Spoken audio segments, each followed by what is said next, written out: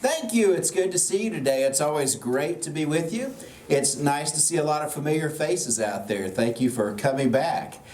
Today we're going to be talking about, as Tracy said, Elizabeth I, her reign, her influence, and the way that influence continues to echo down to the present day. I've got a set of PowerPoint slides that will accompany what we're talking about. I may jump through a couple of them quickly because these are slides I use at Dordt as well, and they've got a little more information than we have time to cover today. So if you see something we don't talk about that you've got a question about, feel free to ask about that during the question and answer time. We could not only spend all afternoon talking about Elizabeth I, I've literally spent all semester talking about her, and that wasn't enough. So this is a topic that does not ever exhaust itself, and for good reason. Elizabeth I is one of the remarkable leaders of the early modern period, that time from 1500 to about 1800 when so much was changing. Historians often refer to it as the early modern period because they sort of see it as a time when literally the, quote, modern world came into existence. And of course, we've got now sort of a phase that is called post-modernity, and there are always questions about how sort of the spirit of modernity and post-modernity are in dialogue with one another. But in terms of so many of the institutions and the cultural perspectives that are part of what we might call modernity, they were sort of born during this period. And Elizabeth I was one of several people who had a great deal to do with helping bring those things about. She is a woman leading in a man's world, and that was rare during this period. It was becoming more regular than many men were comfortable with. Just before Elizabeth came to the throne, there was a flurry of queens that came to power. Her own sister, Mary I, was queen for 5 years, from 1553 to 1558. Across the English Channel in France, Catherine de' Medici was not the actual ruler. Her sons were the rulers, but after her husband, Henry II, died, she was essentially, as the Queen Mother, the power behind the throne, especially because each one of her sons who came to power when they were younger and sort of needed her guidance in the beginning.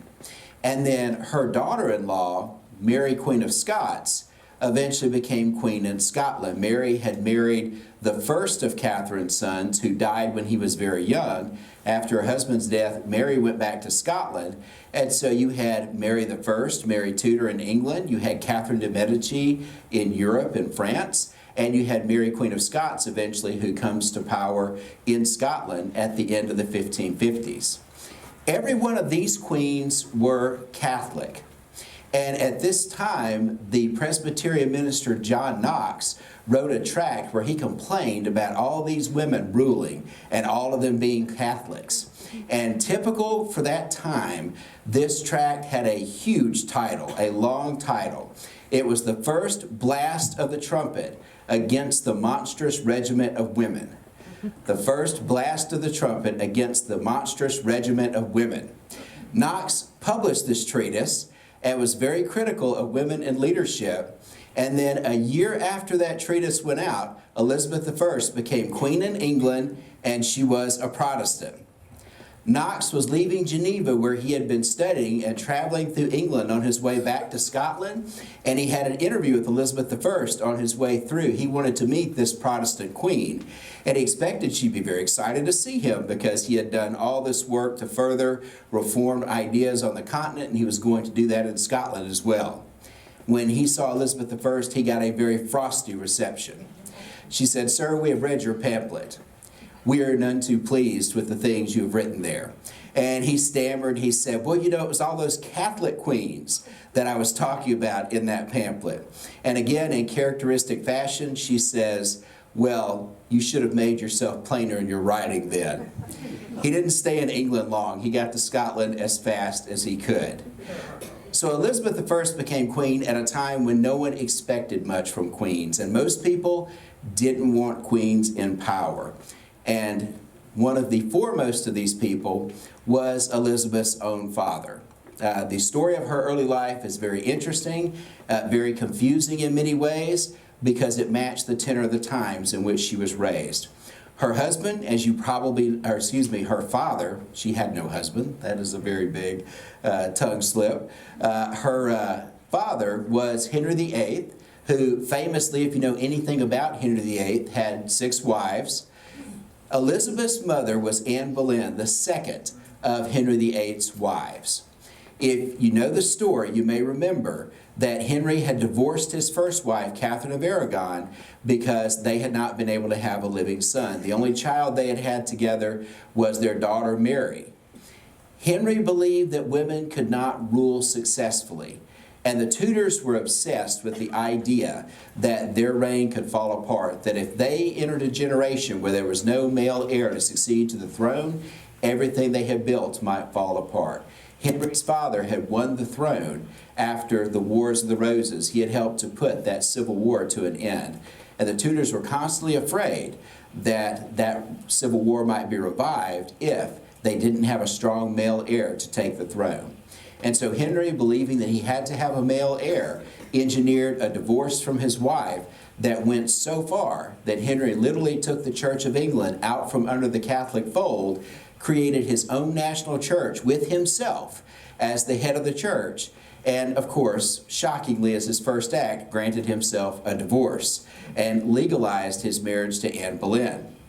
Elizabeth I was born in September of 1533, and when her father walked in and saw her for the first time, he was bitterly disappointed. He had been waiting for the son all this time, and now he was going to have to wait longer still. He walks into the room, her mother is there in the bed, and she's in the bassinet beside the bed. He picks Elizabeth I up, holds her for just a moment, and says, well, if we can have a healthy daughter, we can have healthy sons as well. Places Elizabeth back in the bassinet and goes hunting. And that was basically his attitude. He has such tunnel vision, and he is so obsessed with the idea that only a male heir can hold the country together, that he has no clue he has just held in his hands one of the greatest leaders in English history. There's no way his imagination can even begin to grasp that possibility. By the time Elizabeth was about 3 years old, her mother was executed by beheading. She was accused of committing adultery with no less than 5 men, one of them being her brother, so she was also being accused of incest. Historians today don't think that she was guilty of any of the crimes she was accused of. At the most, she was probably a little bit unwise in the way that she would flirt with some of these men at court sometimes, but there never seems to have been anything beyond that. With her being unable to have a living son after Elizabeth was born, Henry seems to have soured on the marriage and basically did what he always did in those circumstances. He fabricated charges in order to do away with her. And so Elizabeth grows up without her mother and with a succession of wives coming in. Jane Seymour, who finally gives birth to Edward, Henry's only son. Jane Seymour dies right after Edward's birth, so she barely has time to get to know Elizabeth. Anne of Cleves, who's the favorite of the wives among all the kids. Anne of Cleves had the best deal of all. Henry didn't like her that much for whatever reasons, and so he divorced her quickly, gave her an income for the rest of her life, and gave her a home in the countryside. She had it great. She had financial security, she had the love of the royal kids, and she never had to put up with Henry VIII, so not a bad way to live. She came out probably better than any of the other 6. Catherine Howard became Henry's wife as a teenager, and she was guilty of committing adultery. She committed adultery with a guy that I would have to imagine would have to have been one of the most winning people at Henry VIII's court, so I would never condone the terrible thing that she did, but I could understand why it would be such a temptation, because the guy she committed adultery with was named Thomas Culpepper. And I have to think, I mean, you can imagine the temptation. It must have been terrible. She is executed by beheading because Henry has no sense of humor about these things. One of Elizabeth's earliest memories is being at Windsor Castle and hearing the guards come to take Catherine away, and then knowing that this girl, who's not much older than she was, who had been married to her father, had been executed for infidelity. That seems to have made a really big impression on her, as we're going to see later on. Ultimately, Elizabeth herself grows up with some of the best tutors Henry's last wife, Catherine Parr, is a dedicated Protestant, and she makes sure that the royal children, at least the ones that were in her care, Edward and Elizabeth, had the best Protestant tutors one could secure. And so Elizabeth and Edward could both write Latin and speak it fluently. They could read the most learned treatises of that day and time. They were as well educated as anyone could be during that period, and they were well educated by Protestant tutors, which gave them a very strong sympathy for Protestantism and that interpretation of Scripture. Ultimately, Henry dies in 1547, and upon his death, Edward becomes king.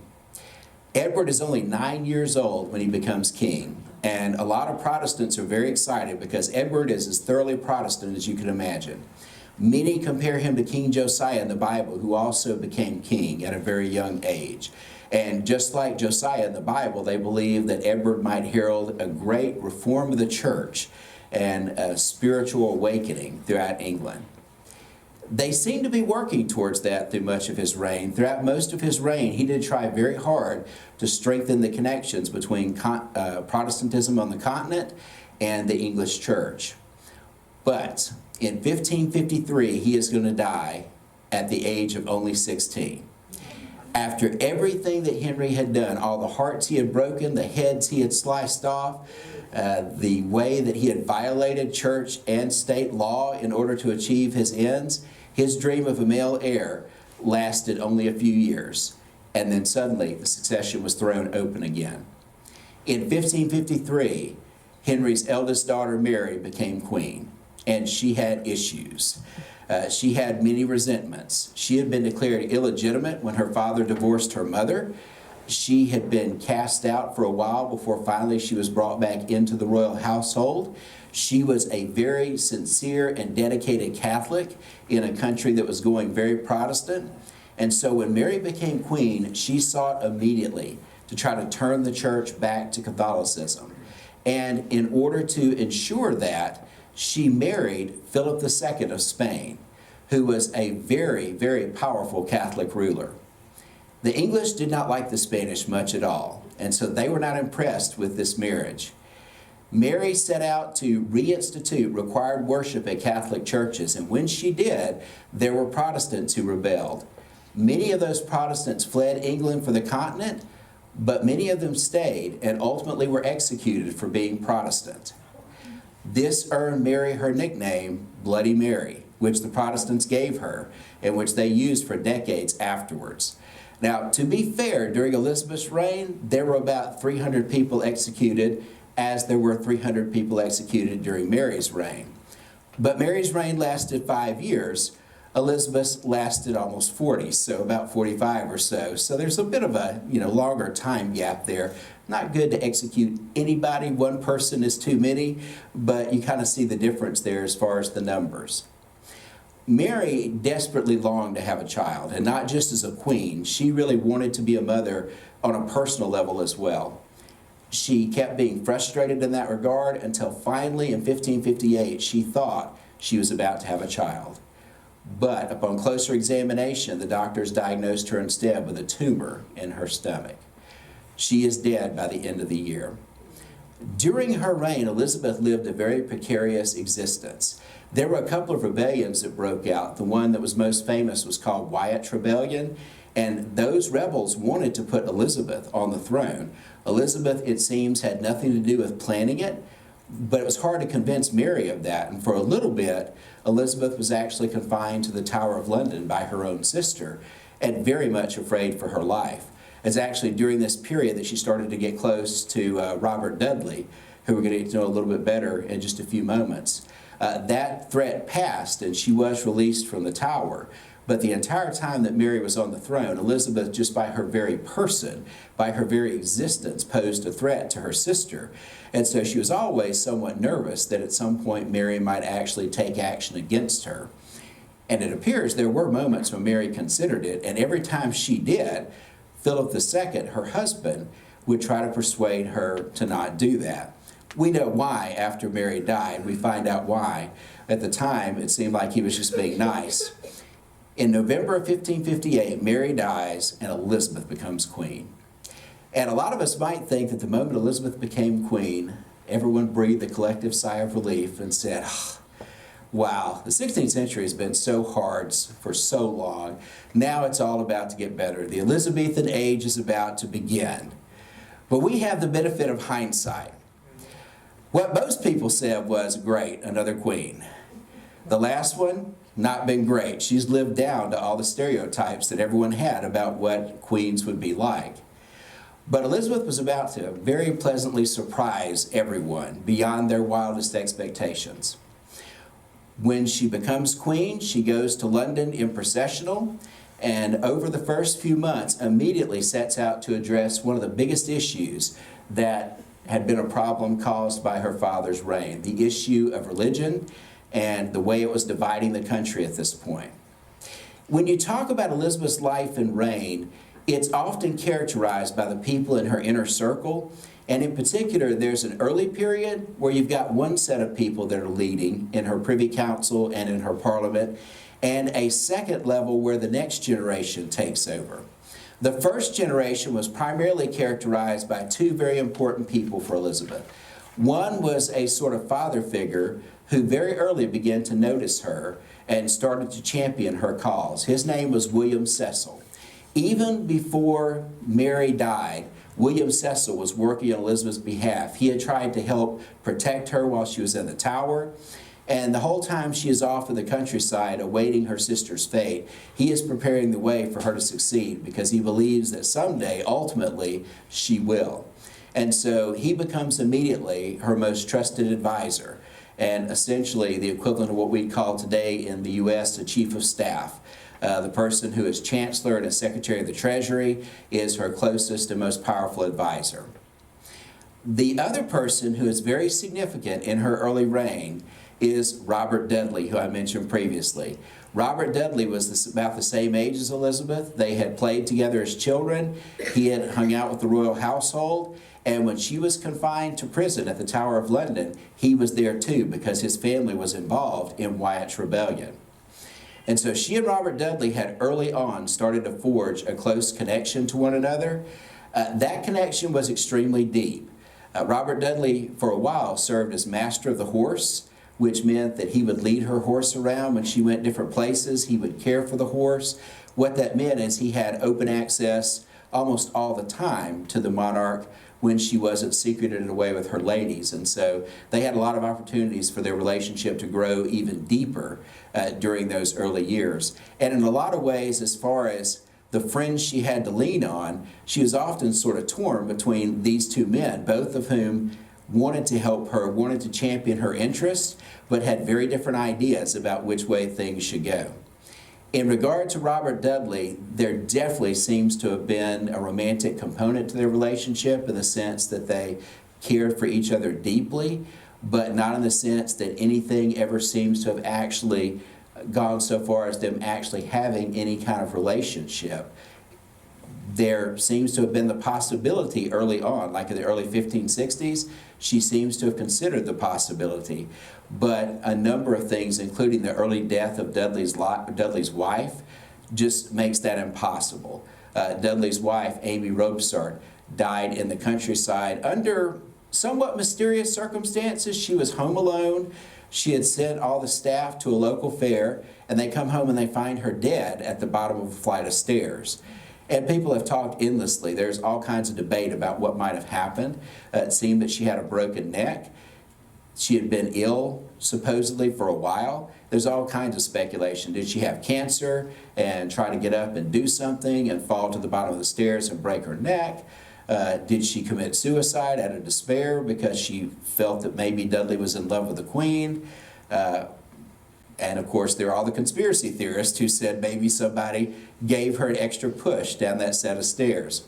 Although, if they were accusing Elizabeth of that, that would have been the worst thing she could have done, because with Amy's death, if she had married Robert Dudley, everyone would have said, well, they must have had her killed.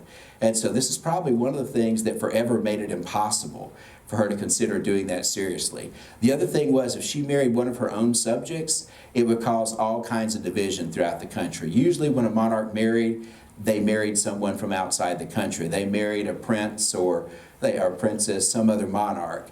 And so ultimately, if there was anybody she was going to marry, it probably would have been Robert Dudley, and that's just not going to happen because of a variety of factors. Ultimately, she's going to decide never to marry. Part of that may well have been those early experiences with Catherine Howard, seeing the devastation wrought by the problems in Henry's marriage with her. Part of it was probably the idea that as a queen, if ever she married, despite the fact she was the titular head of state, if she married, her husband would have all kinds of authority and still might be able to exercise more of that than her.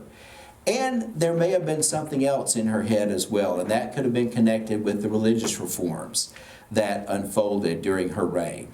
In the very early part of her reign, Elizabeth and her Privy Council set out to reform the English church. Once again, there's this great book by this guy named Christopher Hay. It's called English Reformations, and he writes about the very back and forth way the English Reformation skidded around from 1534, when Henry created the Church of England, to 1558, when Elizabeth became queen. And he uses a story that he wrote, kind of a historical fiction, of a girl who was born about the time that Henry breaks the church off from Catholicism in an English village. And he talks about how the girl, worshipped in a Catholic setting early on. And then the Reformation happens, and suddenly there are English Bibles in her church, and nobody's saying the Mass anymore. And she's about ready to get married during Edward VI's reign, and so she's excited about having a Protestant service. And right about that time, Edward dies, Mary becomes queen, and suddenly it has to be a Catholic service all over again. It's really great at capturing the way all this must have looked to people at the ground level who've actually got to worry about this at a time when it's against the law to worship in the wrong way.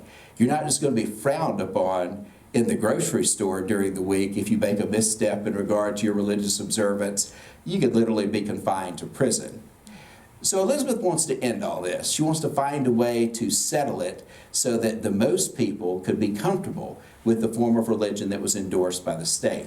They don't have any thought at this time of the idea of religious liberty like we do. That's just completely unknown to them. It's not part of their toolkit. So she wants to create a religious system that the majority of people can embrace. What they end up crafting in the form of the new Church of England is sort of a hybrid church with a Protestant theology enshrined in its 39 articles and many features of Catholic practice still present.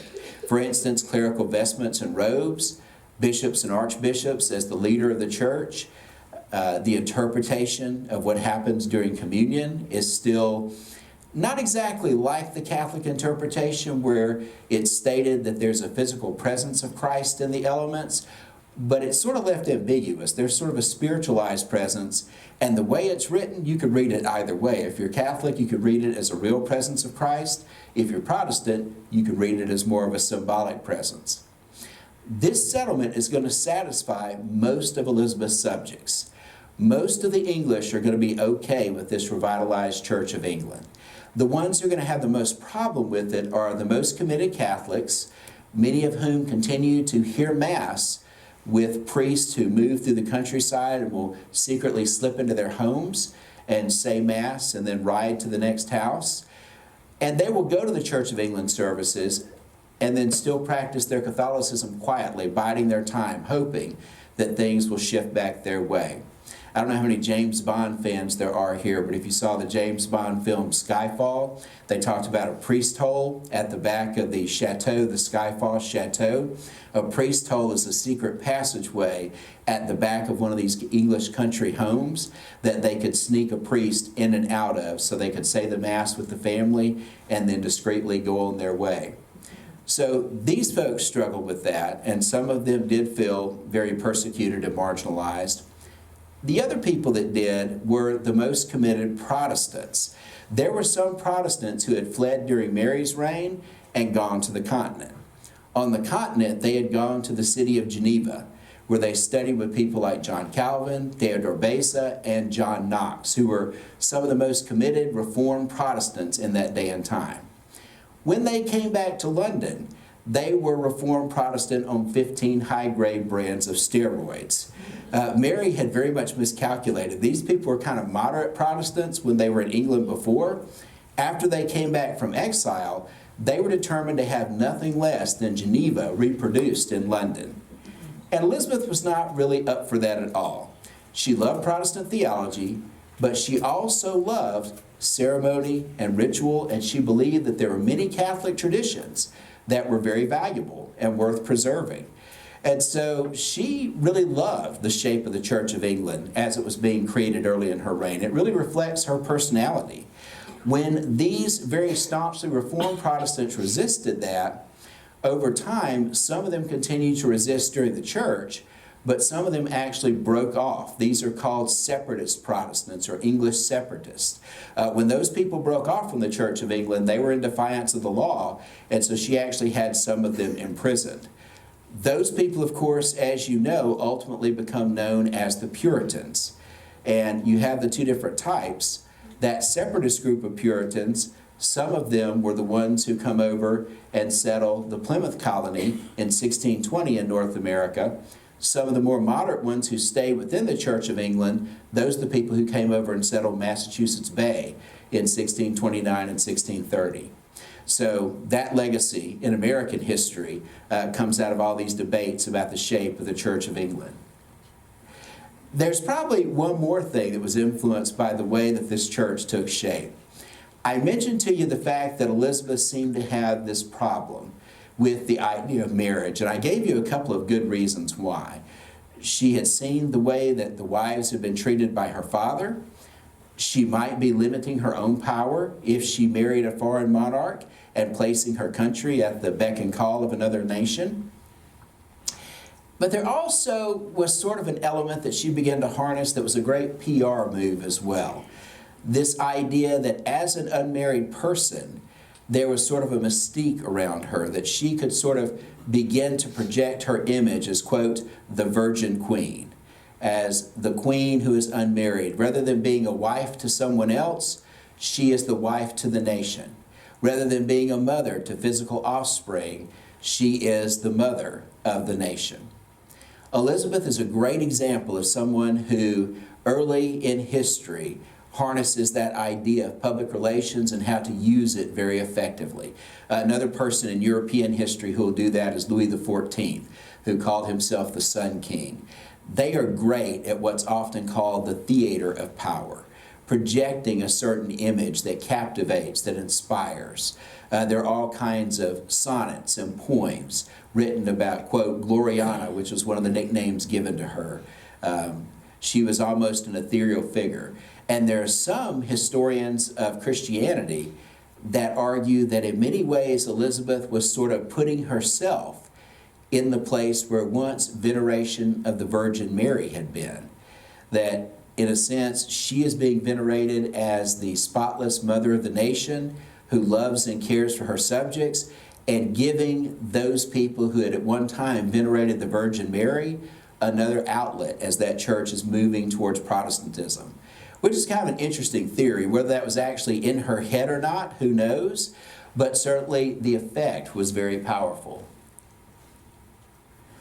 Now I'm going to mention this lady for just a moment. I'm not going to go over every detail of her history, but it's a fascinating one. Mary, Queen of Scots, was Elizabeth's cousin. She had been married, as we said before, to Francis II, who was King of France for about 1.5 years before he died.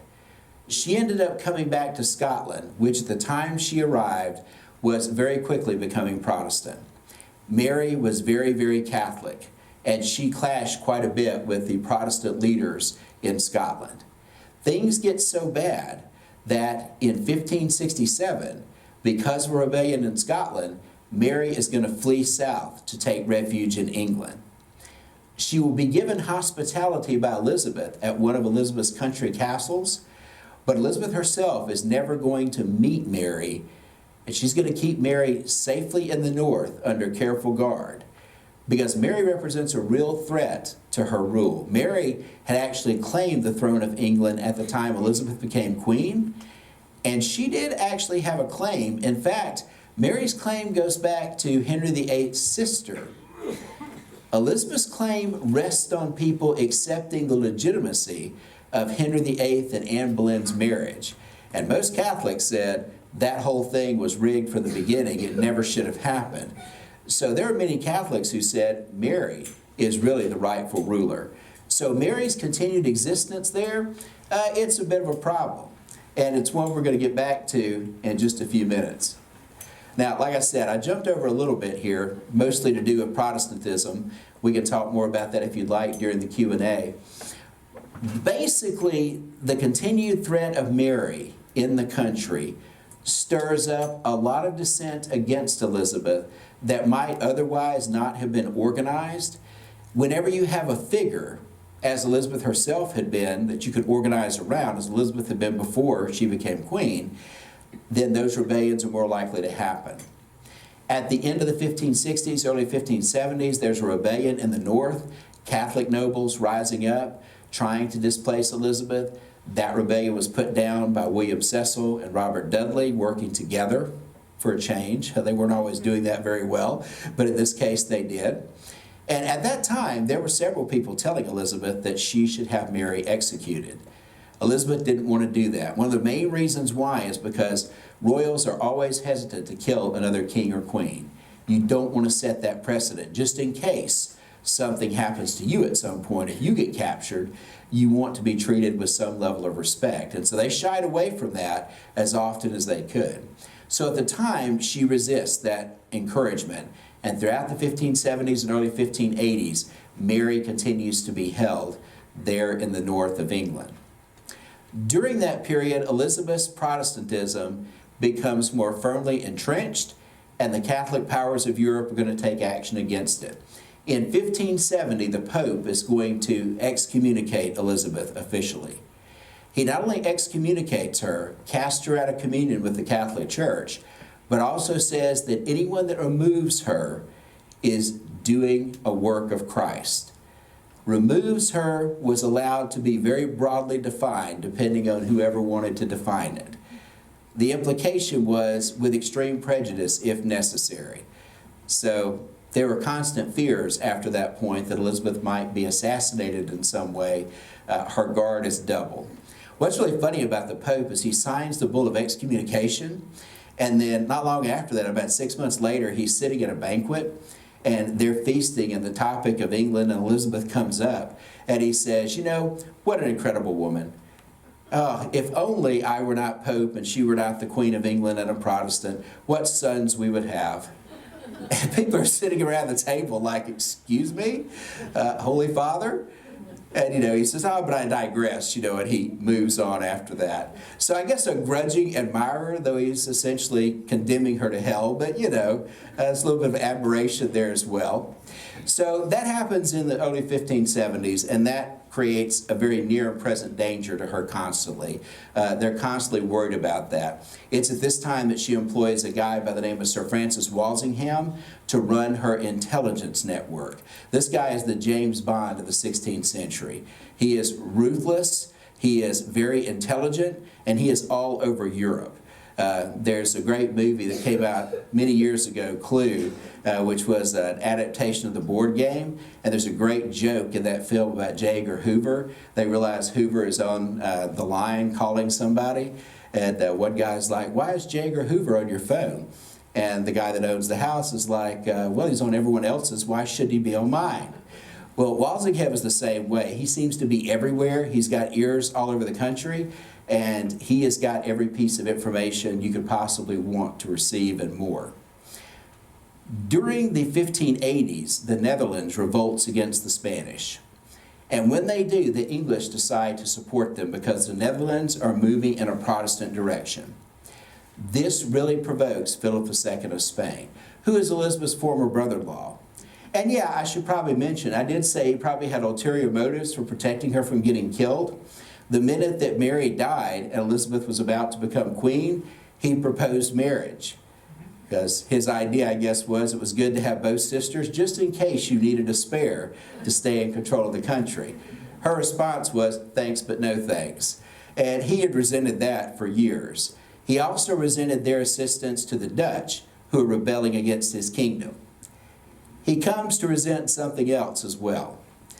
In 1587, word of a plot to kill Elizabeth comes to the ears of Sir Francis Walsingham. Supposedly, Walsingham finds letters between Mary and the plotters saying that she would consent to become queen if Elizabeth was killed. These letters are known as the casket letters very appropriately.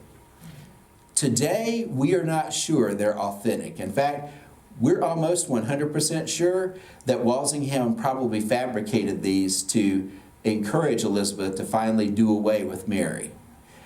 Elizabeth reads the letters. She is upset. She feels personally betrayed. She orders Mary to be executed. Mary is executed at Fotheringay Castle in 1587, February of that year.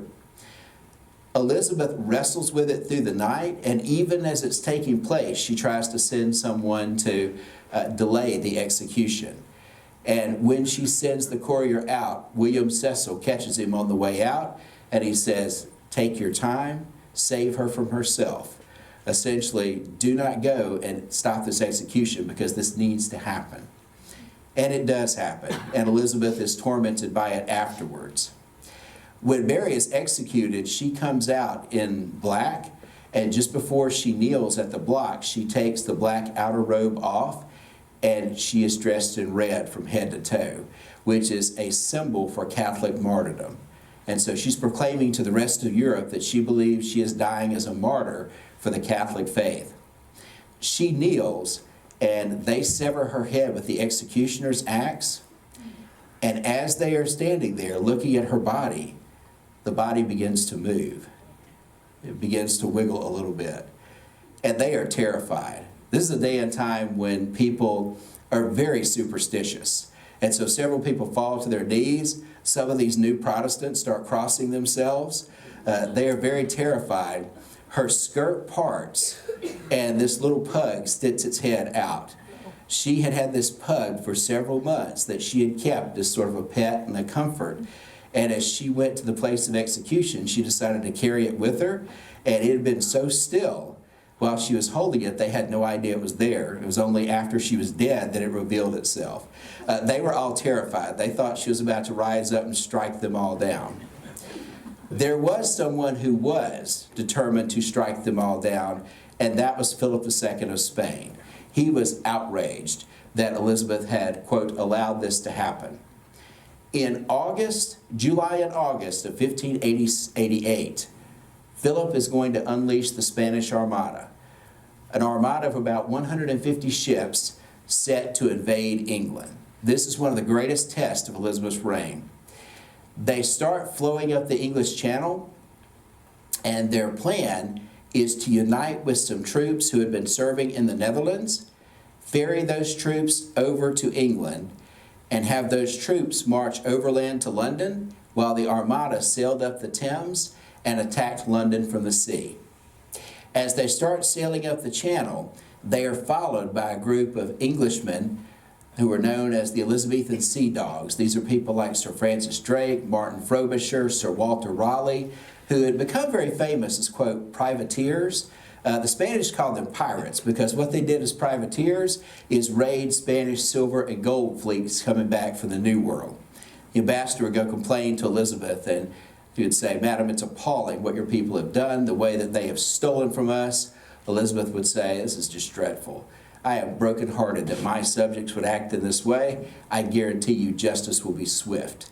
As soon as the ambassador would leave, Elizabeth would go to the back of her palace where Drake, Frobisher, and Raleigh were counting out her share of the treasure that they had stolen from the Spanish. So these guys have been a thorn in the side of the Spanish for a while. They're going to follow the fleet up, and they're going to attack it using fire ships. A fire ship is exactly what it sounds like. It's an old, derelict vessel that's not very good anymore, and so they will light it on fire and sail it, send it into the midst of the Spanish fleet at a time when all of these ships are made of wood. The fleet is going to survive that attack, but it's going to be so disorganized that they have to sail north quickly, and they miss the rendezvous with the ground forces. That means the army is never going to be ferried over, and the Armada is going to have to sail far to the north, with the plan to come back around England, sail all the way around the British Isles, and come back and try to do this all over again, try to make the rendezvous, try to get the troops across, and basically try to reenact this plan with a second round. They never get the opportunity to. Elizabeth doesn't know that, and she assembles her army in the southeast of England in preparation for them to invade. And it's during this moment, when everyone is poised for a possible land attack, that she makes one of the most famous speeches of her career. She says to her troops, "I've come amongst you as you see at this time, not for my recreation and disport, but being resolved in the midst and heat of the battle to live or die amongst you all, to lay down for my God and for my kingdom and for my people, my honor and my blood, even in the dust." And here's one of the most famous quotes in the entirety of her story. "I know I have the body of a weak and feeble woman, but I have the heart and stomach of a king, and of a king of England too." The troops are inspired, they cheer, they get ready, and nothing happens. The army never makes it across the channel because the Armada never makes it around the British Isles. They sail out into the North Sea and they are hit by a titanic storm. Many of the ships are wrecked, and the ones that are not have to limp back to Spain. The Irish, who are Catholics still themselves, for days are rescuing Spanish sailors on the beach and hiding them, who are washing up from this disaster. The Spanish interpret it as a humbling work of God, to humble them for their pride and their vanity. And so they begin to pray that God might give them another opportunity and forgive them for their overweening pride. That was the Spanish Catholic interpretation of what happened. The English Protestant interpretation was somewhat different. It could be symbolized by a medallion that was struck with Elizabeth on one side and the words in Latin, "God blew and they were scattered." This is one of the many things that feeds the English belief that God loves them best. Don't dispute it too loudly because they don't really hear it. They're still pretty convinced of it. In their minds, this is a miraculous deliverance. God had preserved them without ever having to truly fight a major battle. And so this really cements not only Elizabeth's popularity, but that sense of divine calling, that idea that God himself is smiling on the reign of Elizabeth and on the English people and country as well. That is how they celebrate this moment. It is not actually the end of their conflict with Spain. In fact, Philip is going to try about 4 more times throughout the 1590s. You don't hear about those attacks as much because they just don't have the high drama of the others. And one by one, they fall apart for different reasons. And so the Spanish are never ultimately going to compose a very close physical threat beyond that first Armada attempt. But they will keep trying. This is still an ever-present problem throughout the latter decade of Elizabeth's reign. But 1588 is probably the high point of her popularity. This is the moment when a lot of people are assured that this is a unique moment in the history of England, that something really special is going on. This is also a big turning point, not just in terms of her popularity, but in terms of her support system as well. Robert Dudley serves as the leader of the armed forces in 1588, as he had assisting the Dutch as well. He didn't really have a lot to do in 1588, but he was there. He dies shortly afterward. William Cecil, who had been her longtime advisor, becomes increasingly feeble throughout the 1590s, and he will die later on in that decade as well. Both of them are going to be replaced by the next generation. In the case of William Cecil, his son Robert is going to become Elizabeth's new personal advisor. In the case of Robert Dudley, his stepson, Robert Devereux, the Earl of Essex, is going to become a member of Elizabeth's Privy Council and one of her favorites. In fact, she is very prone to favor him because of the memory of his stepfather, and she tries very hard to see in him some of the same qualities that Robert Dudley had. Robert Devereux is not Robert Dudley in any way, shape, or form. He is a very tempestuous sort of character. His life is going to end in 1602 when he tries to stir a rebellion against Elizabeth that goes very, very wrong. It basically ends with him and a group of supporters in the streets of London crying for people to come out and rebel, and nobody supporting them at all. Everyone just closing their doors to them. He is shortly arrested, and his claim was that he had been doing that, raising the rebellion to save Elizabeth from her poor advisors, to try to create a situation where she would be better advised and not ill-advised as she had been previously. There had been a whole history there with Robert Devereux. He had served as her commander in Ireland, had completely messed that up to the point where he even retreats at a moment when he should have been pursuing a great victory. When he was told that he was wrong for that, he had actually come back to London to try to explain it to Elizabeth personally. He arrived in the early morning, was told that the Queen was indisposed and not able to see anyone. He went upstairs anyway, burst into her bedroom before she is even dressed. And this is the latter stage of her life. She is taken to wearing a wig. She has false teeth because her teeth have rotted, because she really likes sweets a lot. So watch your sweets intake, because she was not presentable at all, and he came into her chamber. So just a lot of things like that led up to eventually his rebellion, his frustration, and his downfall. He's not going to be a good replacement for Robert Dudley. And Robert Cecil is a competent guy.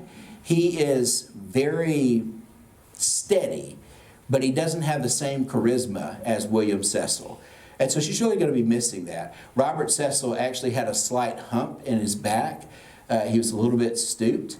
And some people think that William Shakespeare, when he wrote Richard III, was not only piling on Richard III himself by having Richard be very humpbacked, which he was a little bit, we found, since we found his body, but Shakespeare exaggerates it. They think he may have been taking a shot at Robert Cecil as well, in the way that he sort of portrays Richard III in that play. So in her declining years, the next generation doesn't quite have the same spark as the previous generation. Ultimately, as she comes to the end of her life, she is facing a pretty important issue.